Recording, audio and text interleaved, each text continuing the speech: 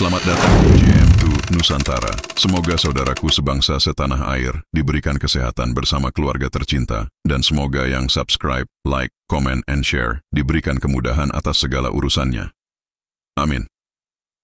Mari kita raih Indonesia Emas 2045.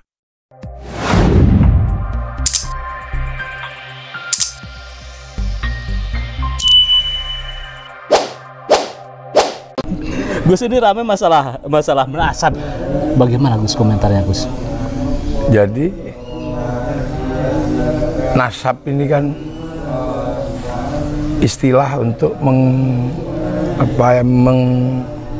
menggariskan seseorang dari garis keturunan itu nasab. Betul. Ya, itu bahasa Arab.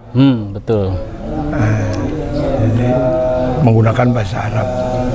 Nah, hari ini orang ribut masalah nasab. Betul. Ya saya sih nggak terlalu mengomentari ya, mau nasab siapa kan. Kita udah lama nih di Indonesia, sudah nggak bicarakan nasab. Iya, iya. Karena apa? Orang Indonesia sudah mengikuti konsep Nabi yang namanya ra'iyah.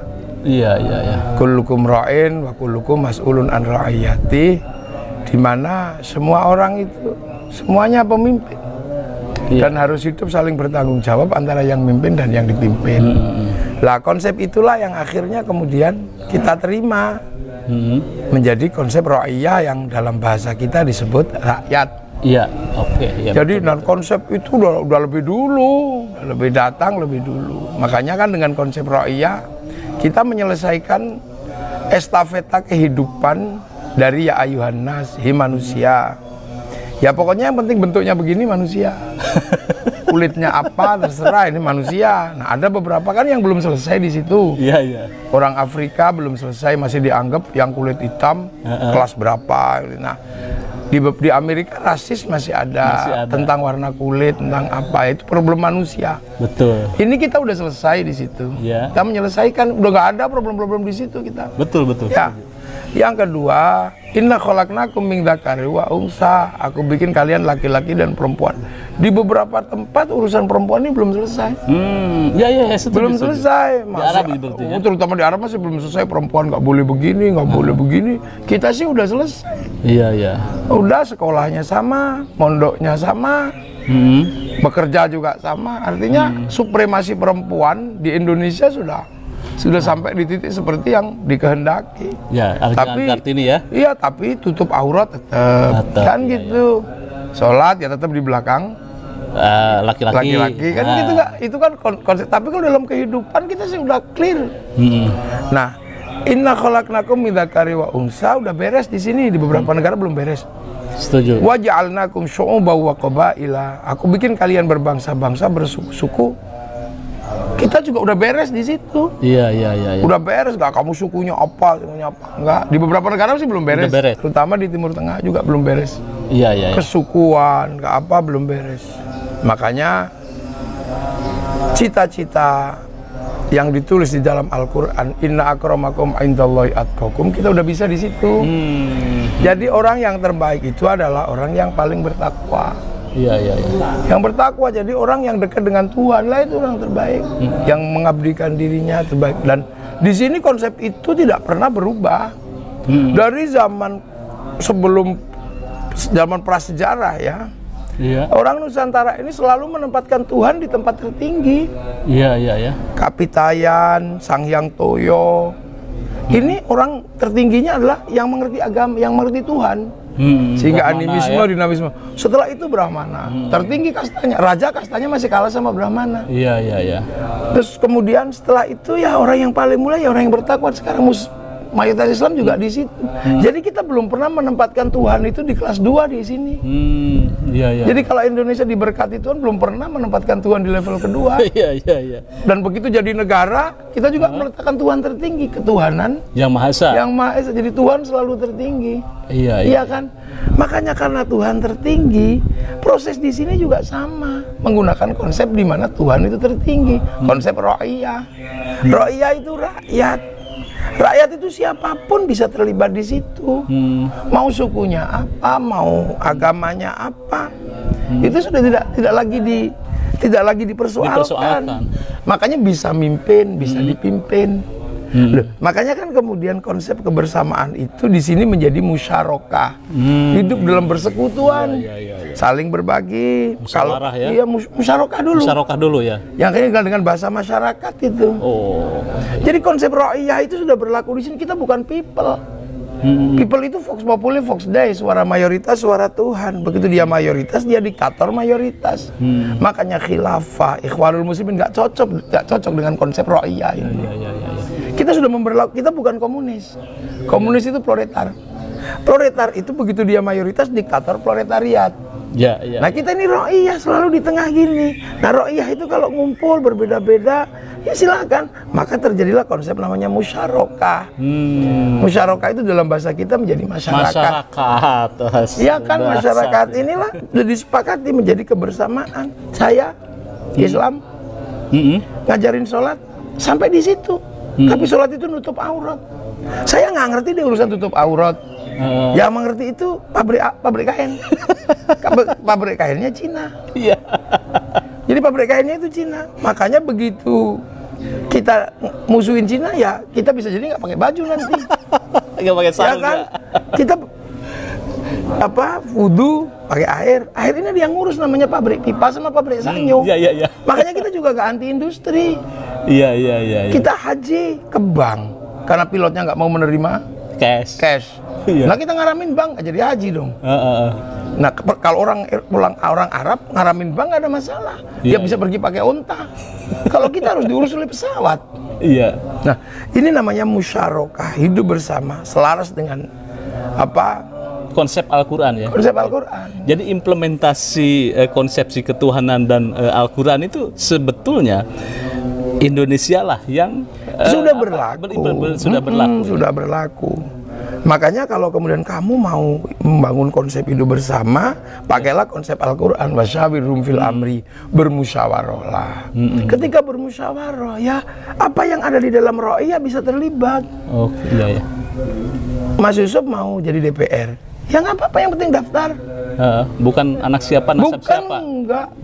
Itu sudah kita udah melewati itu. Makanya ketika ada orang datang selalu mengatakan nasab kami, tabrakan sama konsep ra'iyah itu. Nah, di sini Gus masalahnya. Tabrakan. Bin A, turunan Rasulullah gitu kan. Iya, tabrakan di situ. Jadi sebenarnya sedang menabrak Rasulullah. Menabrak Rasulullah gimana, Gus? Ya menabrak konsepnya Rasulullah yang sudah berlaku di sini. Iya. Kan ada yang datang juga baru pada konsep bikin bendera. Bendera tauhid katanya la ilaha illallah. Dia datang baru bawa bendera, kita udah tahlilan. La ilaha illallah. Kita udah tahlilan, sudah la ilaha illallah. Sana baru bawa bendera. Gitu loh. Kita sudah membumi. Sudah membumi, sudah la ilaha illallah. Makanya kalau dibilang kamu anti la ilallah, enggak lah, kita anti bendera palu aritnya PKI, tapi kalau ke sawah pakai arit, pergi nukang juga pakai palu kan. Nah, ini sebenarnya konsep ini sudah baku di sini. Makanya ketika ada orang datang, ini turunan kami, tabrakan sebenarnya dengan konsep ini. Ini udah usang. Udah usang. Kamu mau terlibat di dalam konsep ini, ya berbaur sama-sama. Ayo berbaur. Nah, dulu yang nata itu para wali. Setuju. Makanya teritorinya disebut wilayah. Itu lagi berarti Nusantara juga bangsa ini. Itu wilayah. Wilayah itu yang akhirnya jadi NKRI. Makanya NKRI itu bisa menjamin perbedaan suku, bangsa dan agama jadi satu negara. Arab nggak bisa. Karena kesukuannya sangat kuat, maka Saudi sendiri kembali ke kerajaan. Sistem yang ada sebelum Rasul. Beberapa negara kayak di Yaman menjadi sistemnya komunis. Kembali kepada sistem proletar kan. Makanya partai-partai yang kuat di sana partai komunis. Nah, kita udah lepas dari situ, kita sudah inna akramakum indallahi atqakum. Ini Gus, yang dipersoalkan tentang nasab itu, Keiman katakan bahwa Habib Alawi itu bukan keturunan Rasulullah dengan fakta-fakta yang ditemukan. Ini bagaimana komentar? Ilmu itu, jadi selagi semua berdasarkan atas ilmu, akan ada titik temunya. Ya, akan ada titik temunya. Kalau Kiai Imad terus berbicara atas nama ilmu, pasti ilmu itu nur, pasti akan menghasilkan cahaya. Orang yang menolak misalnya itu benar-benar ilmiah, lama-lama juga nanti akan itu akan menemukan jalannya sendiri. Ilmu itu akan menemukan jalannya. Lepas saja ilmu akan menemukan jalannya. Iya kan? Jurumiyah ilmu udah dihanyutin balik lagi. Iya. Makanya disebut jurumiyah itu. Kembali lagi, balik lagi. Ilmu itu begitu. Jadi kalau misalnya keikhlasan, kesabaran, dan rasa syukur yang tinggi terhadap ilmu, pasti akan menemukan jalannya. Ya walaupun sekarang ada pertentangan pro dan kontra, ada biasa itu Anda. Iya kan?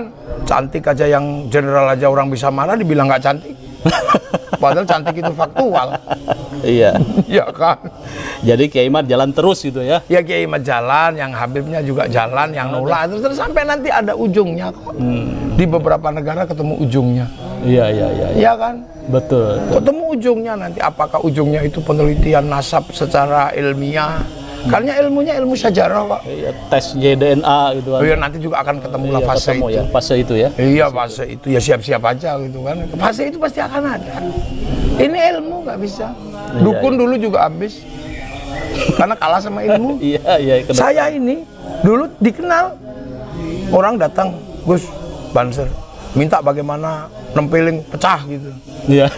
Itu dengan ilmu lama-lama hilang. Karena apa? Sekarang nempeling orang itu 60 juta. Pakai pistol ya? Enggak, pakai 60 juta. Nempeling orang itu divisi 60 juta bayarnya. Ilmu pelet lama-lama juga kalah sama Avanza. Karena cinta tumbuh bersama Avanza. Ya, ilmu itu jangan kau lawan, dia akan ketemu. Iya kan? Iya. Dulu kita ngelarang namanya handphone, ngelarang namanya radio. Sekarang radio juga kalah kok. Dia hilang dengan sendirinya. Koran hilang dengan sendirinya. Kan ada ilmu yang lebih baru. Betul. WhatsApp ngambil semua. Ya kan? Toko-toko retail sebentar juga akan habis karena ada bisnis online. Iya. Kan nggak kebayangkan. Udang garam sama jarum kalah di bursa sama Bukalapak itu kan nggak kebayang sebelumnya. Bluebird kalah sama Gojek. Gitu. Ya itu ilmu. Orang mau ngelawan mau ke apa? Mau dulu dilawan sama Opang. Ojek pangkalan tetap aja kalah sama. Mau ilmu jangan dilawan. Jangan dilawan ya. Bahwa persoalan sekarang itu marah-marah terserah, tapi lama-lama namanya juga ilmu. Nah, imbasnya itu kemarin juga Gus, ini mungkin jenengan bisa memberikan sikap anarkisme ya yang kejadian di Kerawang itu, yang dicari Kiai Imad karena ada mau ceramah, terus ada penolakan sehingga terjadi bentrok. Ini kan persoalan dari nasab ini Gus.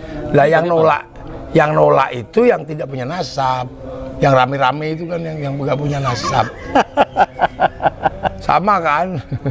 Yang dukung juga. Jadi yang dukung itu sudah berada dalam ruang ro'iyah, yang didukung juga ro'iyah, yang gebuki ya ro'iyah, yang gebuk ya ro'iyah. Nanti juga akan ada titik temunya kok. Yang penting negara tegas mensikapi seperti itu. Jangan ada janganlah, kita udah punya negara. Makanya saya kemarin agak kecewa dengan Habib siapa yang akan kita kasih shock terapi tegangan tinggi. Habib Mudor. Nggak tahu, jangan gitu. Ini negara sudah negara hukum. Kita menyerahkan itu dalam urusan dalam koridor pertahanan dan keamanan negara. Karena konsepnya waktu itu konsep ro'iyah, musyawarah itu sudah naik kepada pembentukan negara. Makanya negara ini halal. Karena wilayah terstruktur oleh ro'iyah, ketuhanan yang Maha Esa. Ada kerakyatan yang dipimpin oleh hikmat, kebijaksanaan dalam permusyawaratan, perwakilan. Ini kan konsep negara. Betul. Makanya halal menjadi TNI, menjadi Polri. Makanya nggak pada tempatnya. Misalnya ada yang mengatakan ulama yang dekat dengan kuasa ulama nggak pada tempatnya. Nggak pada tempatnya. Nggak pada tempatnya. Ulama anjing nggak pada tempatnya. Udah nggak, sudahi. Toh kamu hidup di dalam negara. Kamu kan juga nunggu peraturan negara. Kamu kemana-mana jalannya bagus nunggu keputusan negara. Wong semuanya juga menikmati negara. Karena apa? Ini kesepakatan para pendiri, jadi suku, bangsa, agama bersatu untuk membentuk kemakmuran bersama, namanya nation state atau negara bangsa yang kita sebut NKRI, Negara Kesatuan Republik Indonesia. Gus, solusinya nih. Makanya kan gini, orang juga negara ini turun kepada yang bentuk namanya kebijakan. Nah, kebijakan itulah yang akan memakmurkan rakyat. Nah, seluruhnya itu harus lewat undang-undang. Makanya kan itu puncaknya. Tasarruful imam ala ra'iyah manutun bil maslahah. Jadi seluruh keputusan negara tergantung kemaslahatan. Nah, orang bisa melibatkan diri dalam undang-undang. Yang penting dia menjadi bagian dari parlemen. Nah, parlemen nggak bisa dimasuki tanpa partai politik. Makanya kedudukan partai politik dan kemaslahatan umat itu paralel. Malayatimul wajib illa bihi fahuwa wajib. Nah, itu. Siap.